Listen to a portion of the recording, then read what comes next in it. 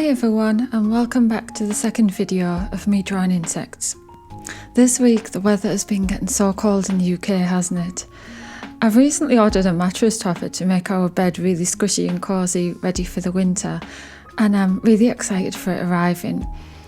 I've always been a lover of a really firm mattress until I had this great idea the other day of getting out our thickest duvet. It's something like a 13.5 torg, which we never use because it makes us way too hot. Anyway, I got that out and I folded it in half and I put it on my side of the bed and I slept on top of it all night to try it out, and it was so squishy and it's convinced me to buy a mattress topper.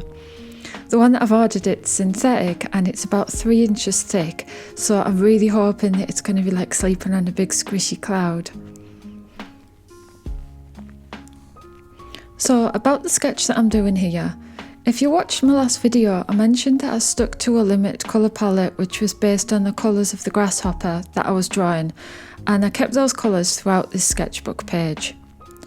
The insect that I'm drawing here is a marmalade hoverfly. You'll find these insects flying around during most of the year, depending on the temperature of each day. When the weather's too cold, they do hibernate, but they can emerge on a winter's day if it becomes warm enough. Don't you think that they have a wasp look about them? I think it's because of the black and yellow stripes that they've got on the body, and until recently I was always scared of these flies because I thought that there was some kind of wasp that could sting me.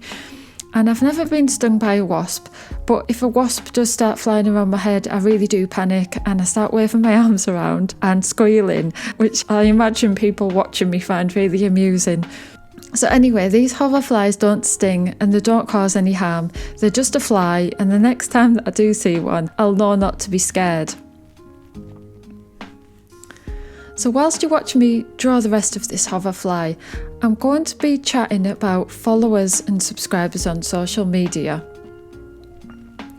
When I first set my Instagram account up for my art, the sole purpose was to have somewhere to kind of showcase it, if you like, the things that I created. Sometimes the art that I make is sold in my Etsy shop, and sometimes I just like experimenting, and I wanted somewhere to put all of my art so it could be seen by anyone that was interested. So followers weren't something that even crossed my mind when I started out, and the same goes for my YouTube channel. I just wanted to make videos of my art process and for me to look back on, and for anyone else that might find them interesting to watch as well. So statistics for posts and videos are just something that I've never felt the need to be interested in. Last year I was following this artist that had put an illustration that they'd made on Instagram, and I noticed that they got very little likes for that post, and a few days later they reposted the same illustration again, and in the caption they said that they'd been looking at the statistics and it showed that a lot of people had seen the original post but they couldn't understand why hardly anyone had liked it, so they decided to repost it again and delete the first one. And I just thought, how sad that somebody feels the need to delete a post because it didn't get as many likes as they expected.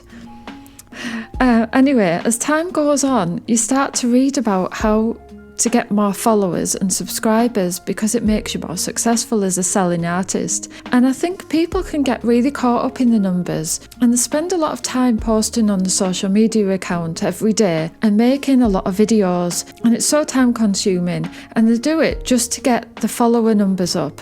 And that's all great if that's what you really want to do. You should do it, but at your own pace, and you shouldn't feel pressured by the numbers. And if your own pace is putting posts on every day, then that's fair enough. But if you take a step back from all of that, you start to realise that as much as it's lovely to have people want to follow your journey, it's not going to make you a better artist just because you've got, for example, 1,000 more followers than the next person who's been around for the same time as you. And it's unlikely to make a difference to your shop sales as well. People seem to think that the more followers they have, the more sales they're going to get. I've got a handful of people from social media that have bought from my shop, and I'm so grateful for those people, but it's unrealistic to think that your followers are going to sustain your shop sales. It's the search engines on Etsy and wherever else you sell your art, and that's also the places like Google that are important. That's where a lot of my customers come from. and those search engines don't care about how many followers you have. They look at the words that you use in your product descriptions. For example, if I go into Google Images, which I've just done a few minutes ago to try this out, and I type in keywords of things that I have for sale in my Etsy shop, like London pub illustration gift, which is the kind of wording someone might use to search. And then my London pub scene comes up on the second line of the images. And I've tried this out with loads of things that I sell to make sure that they come up in searches. So this kind of shows that the low number of followers that I have on Instagram makes absolutely no difference to my art being found anywhere else. As you can tell, I'm getting a bit fed up of information being pushed in my face about the importance of followers.